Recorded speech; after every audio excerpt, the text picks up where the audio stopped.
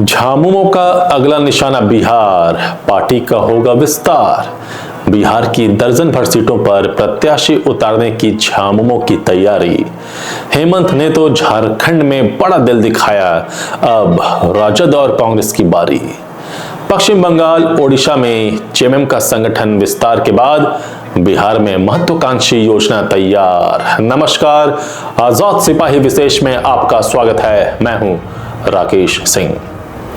झारखंड की सबसे मजबूत राजनीतिक ताकत झारखंड मुक्ति मोर्चा अब अपने विस्तार की योजना पर गंभीरता से काम कर रहा है। झारखंड की सियासत में मजबूती से स्थापित होने और ओडिशा, पश्चिम बंगाल के बाद झामुमो ने अब बिहार पर अपना ध्यान लगाया है। हेमंत सोरेन के नेतृत्व में झामुमो ने विस्तार की अपनी योजना की पहली सीढ़ी के रूप में बिहार विधानसभा के चुनाव में उतरने का फैसला किया है।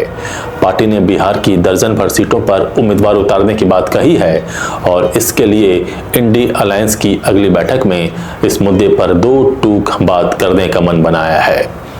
झामुमो की इस दावेदारी के बाद से राजनीतिक हलकों में खलबली मच गई है, क्योंकि राजद और कांग्रेस की तरफ से झामुमो को बिहार में इतनी अहमियत दिए जाने की संभावना कम दिख रही है।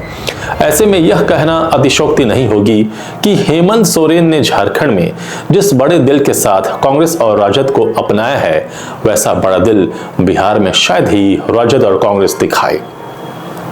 उस स्थिति में इंडी अलायंस के भीतर उथल पुथल की संभावना से इनकार नहीं किया जा सकता है। बहरहाल, झामुमो की विस्तार योजना से एक बात तो साफ हो गई है कि हेमंत सोरेन अपनी पार्टी को नई ऊंचाइयों पर ले जाने के लिए पूरी तरह से तैयार हैं और यह झामुमो के नए दौर की शुरुआत है।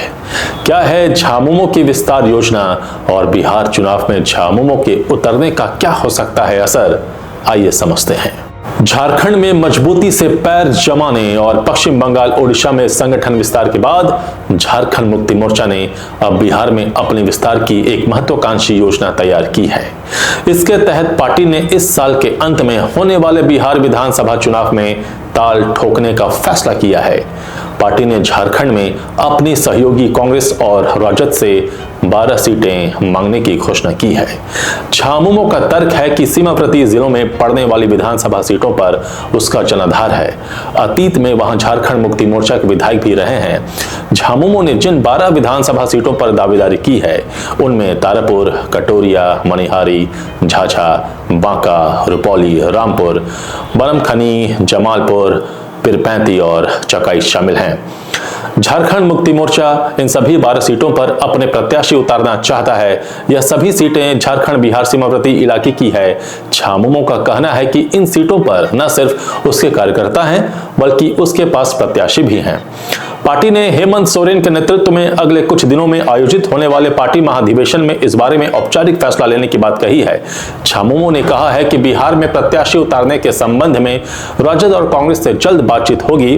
पार्टी को उम्मीद है कि उसकी मांगों पर सकारात्मक तरीके से विचार किया जाएगा। पार्टी का दावा है कि 2024 के 2 चुनावों से साफ हो गया है कि पार्टी का प्रभाव तेजी से बढ़ा है। तानाशाही तत्वों के खिलाफ लड़कर जिस प्रकार से हेमंत सोरेन के नेतृत्व में बड़ी जीत मिली है, उसकी स्वाभाविक तौर पर पार्टी की राष्ट्रीय स्तर पर प्रशंसा हो रही है। झामुमो को चाहने वालों की संख्या में इजाफा हुआ है। बड़ी संख्या में लोग झामुमो से जुड़ रहे हैं। झामुमो की यह दावेदारी दरअसल उसकी विस्तार योजना का हिस्सा है। पार्टी ने झारखंड के अलावा बंगाल और ओडिशा में अपना विस्तार किया है और अब वह बिहार में अपने पैर फैलाना चाहती है। राजनीति के जानकार मानते हैं कि बिहार में चुनाव मैदान में उतरने के झामुमो के फैसले का इंडी अलायंस पर सबसे अधिक असर पड़ेगा और इससे राजनीति में नया गुल खिल सकता है। झामुमो झारखंड में इंडी अलायंस की सबसे बड़ी पार्टी है, वहीं बिहार में उसकी भूमिका सहयोगी की है। झामुमो को उम्मीद है कि बिहार में उसे कम से कम 12 सीटों पर चुनाव लड़ने को मिलेगा। झामुमो ने कहा है कि इंडी अलायंस की बैठक में वह अपनी दावेदारी पेश करेगा और सीट शेयरिंग का फॉर्मूला गठबंधन के घटक दलों के बीच बातचीत से ही तय होगा। 2 महीने पहले झारखंड में हुए विधानसभा चुनाव में झामुमो ने कांग्रेस को 29 और राजद को 5 सीटें दी थीं। इनमें से कांग्रेस ने 16 और राजद ने 4 सीटों पर जीत हासिल की है। हेमंत सोरेन सरकार में कांग्रेस को 4 और राजद को 1 मंत्री पद भी मिला है। वैसे यह पहली बार नहीं है कि झामुमो बिहार चुनाव में प्रत्याशी उतारने की बात कह रहा है। झामुमो पहले भी बिहार में चुनाव लड़ चुका है। 2020 में हुए चुनाव में झामुमो ने बिहार की 4 सीटों से अपने उम्मीदवार उतारे थे, हालांकि किसी को जीत नहीं मिली। पार्टी ने चकाई से एलिजाबेथ सोरेन, झाझा से अजीत कुमार, कटोरिया से अंजेला हांसदा, मनिहारी से फूलमणि हेम्ब्रम और धमदाहा से अशोक कुमार हांसदा को चुनाव मैदान में उतारा था। बिहार की दर्जन भर सीटों पर झामुमो द्वारा उम्मीदवार उतारे जाने की घोषणा के बाद से ही सियासी हलकों में खलबली दिखने लगी है। राजद की तरफ से हालांकि इस बारे में आधिकारिक रूप से कुछ नहीं कहा गया है, लेकिन कांग्रेस ने इस पर उचित समय पर विचार करने की बात कही है। कांग्रेस का कहना है, लोकतंत्र में चुनाव लड़ने का अधिकार हर राजनीतिक दल को है। बिहार में कौन कितनी सीटों पर लड़ेगा, कौन कहां से चुनाव लड़ेगा, इन तमाम बिंदुओं पर जब महागठबंधन के शीर्ष नेता बैठेंगे तब फैसला हो जाएगा। लेकिन इतना जरूर है कि इंडी अलायंस पूरी मजबूती के साथ चुनाव लड़ेगा और संविधान विरोधी ताकतों के खिलाफ चुनाव जीतेगा भी। झामुमो की दावेदारी और रणनीति से साफ है कि वह इस बार बिहार के चुनावी परिदृश्य में बड़ी भूमिका निभाने की तैयारी कर रहा है। पार्टी को महागठबंधन से काफी उम्मीदें हैं और यदि सीट बंटवारे पर सहमति बनती है तो यह चुनावी समीकरणों को नए मोड़ दे सकता है। जानकार बताते हैं कि हेमंत सोरेन ने जिस तरह झारखंड में राजद और कांग्रेस को समुचित सम्मान और सीटें दी थीं, वह अपनी पार्टी के साथ भी बिहार में वैसा ही व्यवहार चाहते हैं।